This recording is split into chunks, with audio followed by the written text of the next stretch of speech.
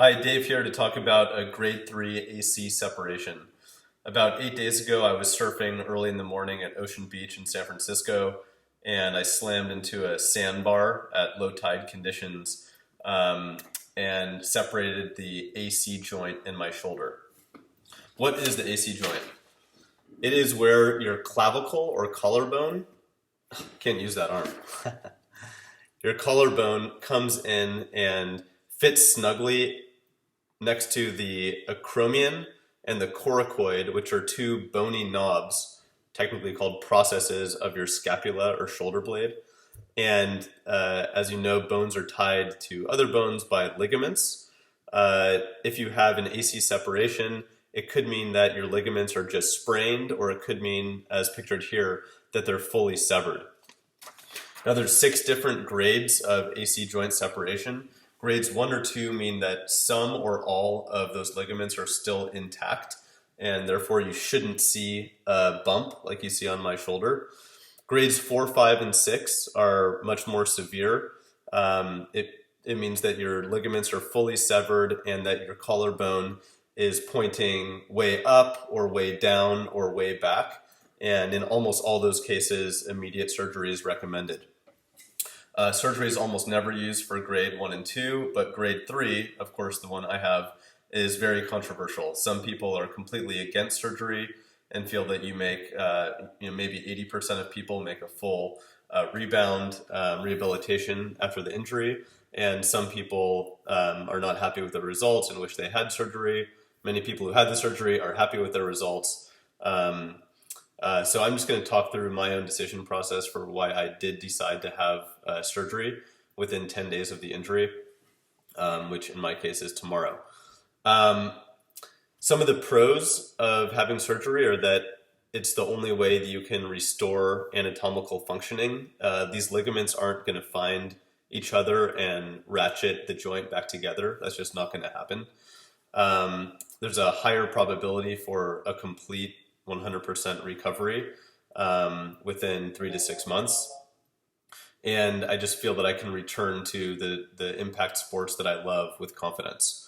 The cons, of course, are cost is really expensive. It's an additional trauma to your body. It adds a month or two to your recovery time. You always have the risk, like with any surgery, of an infection or, God forbid, a botched operation. And finally, you end up with a 4-inch scar right about here, which I really don't care about. So if you have a type 3 AC separation, you have a couple different decisions to make. One is whether or not to get surgery.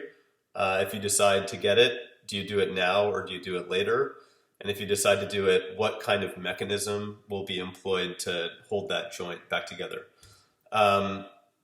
So if you decide to get surgery, then you can decide to do it now or later. And the separation between now or later is about 6 weeks out. If you have it done within 6 weeks, then you can usually have your existing ligaments sutured together and you can keep your entire clavicle.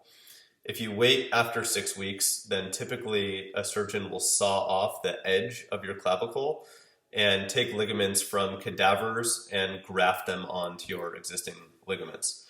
I've heard that the recovery time is about the same, the actual operation time is about the same, and the results statistically have shown, according to a few medical research articles I've read, to be about the same. If you decide to get the surgery, then you have to decide what kind of mechanism do you want to hold your joint back together. So you can, if you just were to suture these ligaments back together and do nothing else, they would almost certainly come apart.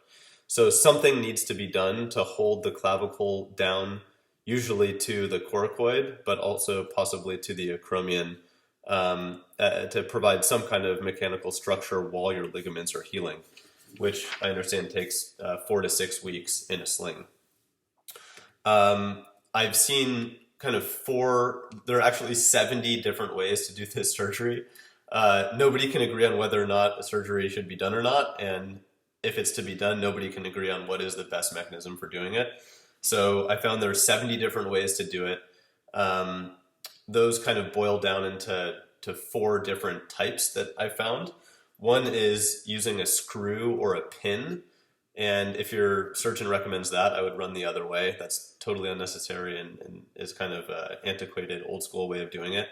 The second is something called a hook plate, and that's like a long piece of metal that kind of sits on top of the far end of your clavicle and gets screwed down into the clavicle. Typically, you have to have a follow-up surgery to remove that hook plate. Another one is called a tightrope, where a hole is drilled through your clavicle, and 2 little pieces of metal washers go on either end, and a high-tech material like a fancy shoelace goes in between, and that holds your clavicle down to your coracoid while the ligaments, which have been sutured back together, heal. Those all involve metal, and my surgeon has recommended the least invasive way of doing this surgery. I mean, surgery obviously is very invasive, but the least invasive way of doing it is using no metal, rather using what's called suture loop. It's just that fancy piece of shoelace that I was talking about before, but there's no metal whatsoever. That allows you to drill a smaller hole, usually 1.5 to 2 millimeters instead of between 4 and 8 millimeters wide, which allows you to keep more of your clavicle and have less of a weak area, for a potential future break. And you don't have to have any follow-up surgery to remove any metal. So that's what I'm going for. It is tomorrow. I'm hoping to record a short video each day to kind of track my recovery.